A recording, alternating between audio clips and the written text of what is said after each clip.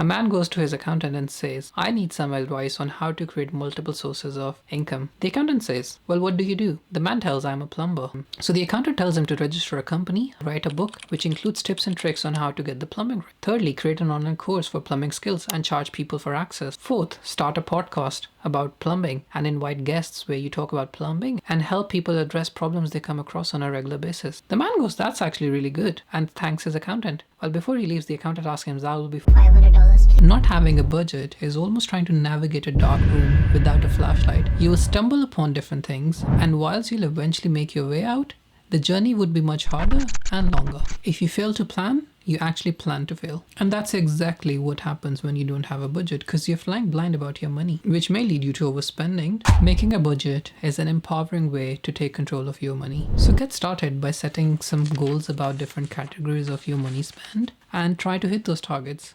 Don't beat yourself if you overspend. You can always reflect, adjust, and over time get to the right level of spend. The other thing to remember, a budget is not just about money and spreadsheets or a table where you draw up how much you're gonna spend and all that. It's more importantly a reflection of your priorities and values. So make sure your budget takes into account what you value and want to prioritize in your life. Imagine you just bought yourself a new Ferrari. I know it may sound a bit impossible to some of you, but stay with me. Imagine getting that Ferrari and you live in an area which always have a traffic jam. It may look very impressive, but it won't get you anywhere quicker. And that's very much true about unnecessary spending.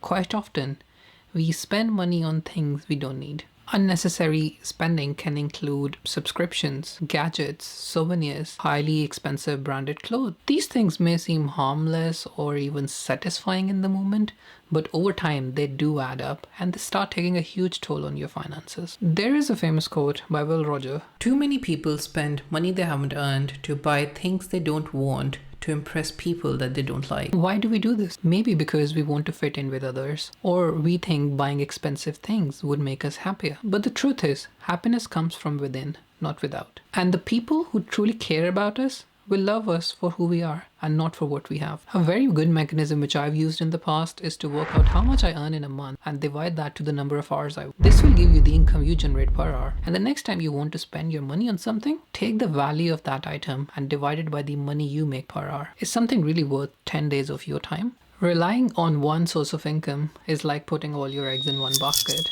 If unfortunately for any reason you lose that income stream, your finances will turn upside down overnight.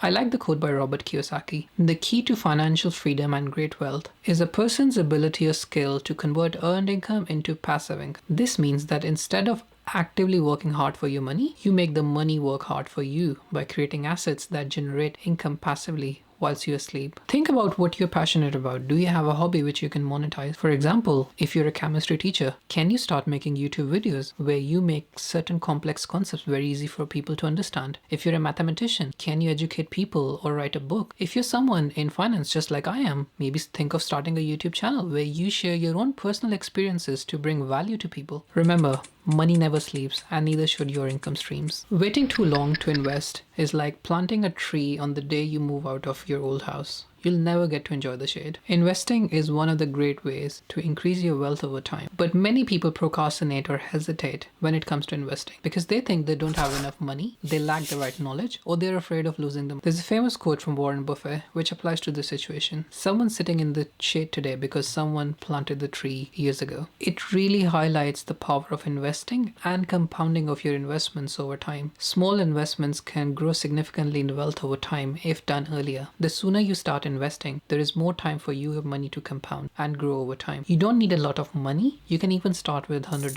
or £100. I first started investing in my mid-20s. The first couple of companies I bought were some big tech, so Microsoft, Google, and Apple. And I remember thinking if I'd only invested 10K 5 years ago, that 10K would have been worth more than 50K after 5 years because all those companies performed really well. I will be making videos in the future about investing in stocks and how I pick my stocks. Let me know in the comment section if you'd like like to see more videos about investing. Using a credit card essentially means borrowing money that you don't have and then paying it back later, quite often with very high interest rates. This can easily lead to unmanageable level of debts and financial stress. Quite often a mistake people make is they start investing on borrowed money. And if those investments go down, not only you lose your investment, you now have a debt which you cannot afford to pay. There are various methods you can adopt to pay off your debt. The first one is the snowball method. You start by paying off your smallest debts and eventually start paying your bigger ones. It's almost like building a snowball which grows over time. Smaller victories lead to bigger victories. It gives you the contentment of having paid off certain debts and still having a goal to work towards. Another method you could use is the avalanche method. This involves paying off your debt which involves the highest interest rate. That way you can significantly start reducing your interest expense and work your way over time to debt which has the lowest interest rate attached to it. One of the ways to pay off your debt faster is to cut down on your expenses. Having high expenses is almost like trying to fill a bucket of water with a hole in the bottom. You need to plug the hole before you can make any progress. By cutting down on expenses, you'll have two benefits. One, you can pay off your existing debt. And two, your debt won't grow because you would not need to borrow for your previous level of spending. Another way to pay off your debts is to increase your income. In the previous section, I talked about how you should look for having multiple sources of income. Having those multiple sources of income would bring you the ability to pay off your debts quicker. Picture this, you're holding on to your money so tightly that you could probably win a tug of war with 4 other people. But guess what? Hoarding money can actually make you poorer over time. And that's because of our dear friend, inflation. I'm sure you've all heard about inflation a lot with the post-COVID era and the cost of living crisis where prices have been going crazy for everything. So what is inflation?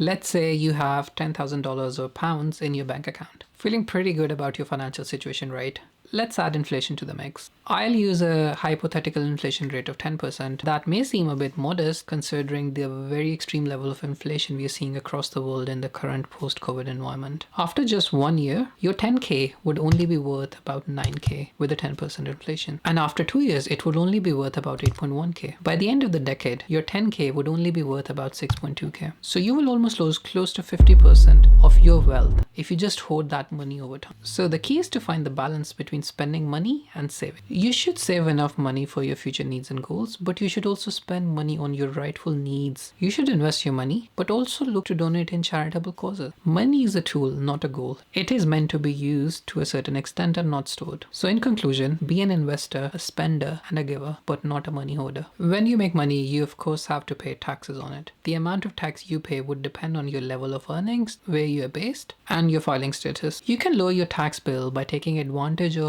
legally available tax deductions and credits. It is important to know the difference between tax avoidance and tax evasion. Tax avoidance is legal and smart, whilst tax evasion is illegal and risky. Tax evasion is when you hide your assets and income from tax authorities or you lie about them in your tax filing. Now that we've established the difference between tax avoidance and tax evasion, there are various strategies you can use to reduce your tax bill legally. One way is to look for deductions and credits which you can use based on your circumstances. Tax deductions allow you to deduct certain expenses from your income before you pay tax, whereas tax credits are a reduction in your tax liability. Check the IRS website in the US or HMRC in the UK to see which tax credits and deductions you are eligible for. Another way to lower your taxable income is to contribute to a retirement account like a 401k in the US or a personal pension scheme in the UK. This will also give you a tax break when you withdraw your money in the future. And that brings me to the end of my video. Are you looking for ways to save money?